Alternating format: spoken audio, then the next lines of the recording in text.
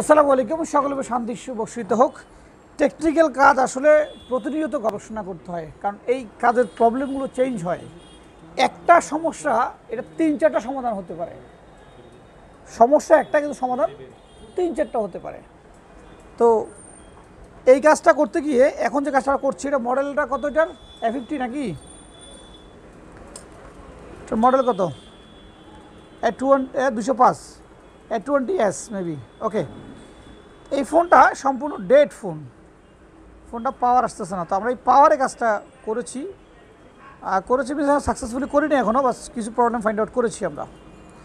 তো এটার প্রবলেম হচ্ছে কি, অটো রিডিং আসে। অটো কত আসে? অটো 3 আসে। এটা আমরা যদি দেখাই একটু আমরা, তাহলে তো একটু বোঝাতে পারবো। আসলে আমরা দেখি কত রিডিং আসে এটাতে। রেডি? তো আমরা এই পর্যায়ে দেখাই যে এটার কত অটো রিডিং আছে। দেখুন 4। ওকে, তো এই যে অটো 3 রিডিং, এই রিডিংটা বেশিরভাগ সময় আমরা বিগত দিনে প্রায় 50-100 পিস ফোন পেয়েছি যেগুলো নেটওয়ার্কের পিএ প্রবলেম।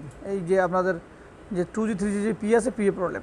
তো আমরা এই পিএটা রিমুভ করেছি। রিমুভ করার পর প্রবলেমটা সলভ হয় নাই, মুখস্থ করে ফেললাম আসলে, যেহেতু কাজগুলো অ্যাভেলেবল করি। খোলার পরে আমরা থমকে গেলাম যে খোলার পরে দেখলাম তারপর আমাদের প্রবলেমটা সলভ হয় নাই। তাহলে এ পর্যায়ে আমাদের সেকেন্ড যে মেথড, সেই মেথডে চলে যেতে হবে। সেকেন্ড মেথড কি, যে ভোল্টেজ যেটা ইন হয়েছে এখানে যে ভিপিএস বা ভিপিএর যে ভোল্টটা ইন হয়, সেই ভোল্টেজটা আমরা স্পার্ক করবো। স্পার্ক করার পর দেখবো অন্য কোথাও আছে কিনা। আমরা এই জায়গাটা আগ থেকে ব্লার করেছি জায়গাটাকে। তারপর চলে যাচ্ছি স্পার্কে। যেহেতু পাওয়ার সেল দেখতে পারবে না, বলেছি পাওয়ার সেলতে আমাদের 3.something ভোল্ট করা আছে। 3.something, 3.3 হতে পারে, 3.0 হতে পারে, বা 3 একটু বেশি হতে পারে, কোনো অসুবিধা নেই। আমরা খুব অল্প সময় এই শর্টটা বের করে ফেলতে হবে আমাদেরকে। কেবল তোমার ওইটাও লুজ হয়ে গেছে, দেখো। আমি বলে লাগাবো, আমি বলে এখন না। আমরা ডাউট ফিল করছি যে এখানে যে কোনো জায়গায় শর্টটা আছে। তো লাগানোর পাশাপাশি পরপরই মানে লাগানোর সাথে আমরা দেখবো যে এখানে কোথাও শর্টেজটা হচ্ছে। কেমন? ওকে, রেডি, স্টার্ট, লাগাও। এই যে দেখুন, এই সামান্য একটি ছোট্ট ক্যাপাসিটর, এই ছোট্ট একটি ক্যাপটার জন্য পুরো ফোনটা ডেড, সম্পূর্ণ ডেড। পৃথিবীর অনেক বড় বড় জিনিসকে ছোট ছোট জিনিস কিন্তু বাধা প্রদান করে। তো কখনো ছোট এবং বড় কাউকে আসলে ইগনোর করা উচিত নয়। এই কম্পোনেন্ট ছোট বলে একে আমরা ফলো আপ করবো না, বিষয়টা এমন না, একেও দেখতে হবে। কেন এটা শর্ট হয়েছে? কারণ এর সাথে ভোল্টেজ সম্পর্কিত। আমাদের যেই পিএ থেকে যে ভোল্টেজটা বের হয়েছে, সেই ভোল্টেজটা একাধিক জায়গায় ডেলিভারি করা হয়েছে। তো হয়েছে কি, কোনো কারণে সে ভোল্টেজটা ঠিকভাবে পায় নাই বা অতিরিক্ত পেয়েছে, যার ফলে এই জায়গাটা স্পার্ক করেছে।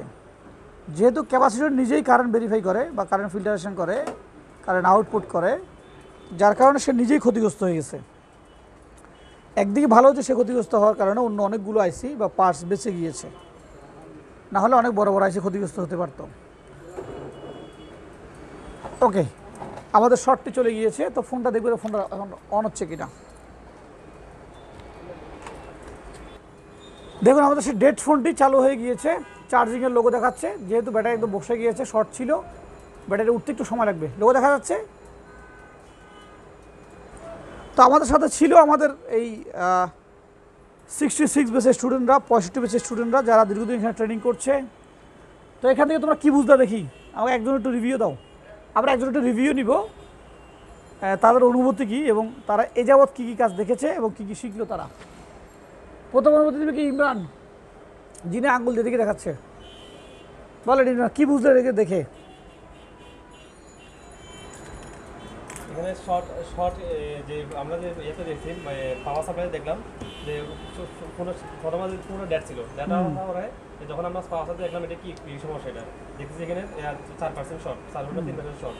তখন এখানে আমরা অনুমান করে নিয়েছি বা ধরেছি যে পিএতে বা কোনো কিছু সমস্যা শর্ট থাকতে পারে। তো আমরা এটা মিটার দিয়ে মেপে দেখছি, মেপে দেখার পর দেখছি যে আসলে এখানে ইয়াতে এই একটা ক্যাপাসিটির শর্টটা কীভাবে বের করলাম? শর্টটা ইয়াতে 3GP এটা তোলার পরে তারপর দেখলাম আমাদের শর্টটা যায় না। তারপর ক্যাপাসিটি 2GP এর যে ভোল্টেজটা যে ইন হয়, ওটা থেকে 2.5 দিয়ে যখন শেয়ার করছি, শর্ট করছি, ভোল্টেজ দেওয়ার পরে দেখা যাচ্ছে যে এই ক্যাপাসিটরে শর্ট আছে, তখন সেখানে শর্টটা খুঁজে বের করবে। তাহলে এই কাজগুলো আমরা করতে পারবো নাকি? ইনশাআল্লাহ। তো এই ছিল আজকের টপিকস। অন্য কোনো টপিকস নিয়ে অন্য কোনো সময় আবার দেখা হবে। ভালো থাকবেন, সুস্থ থাকবেন। আসসালামু আলাইকুম।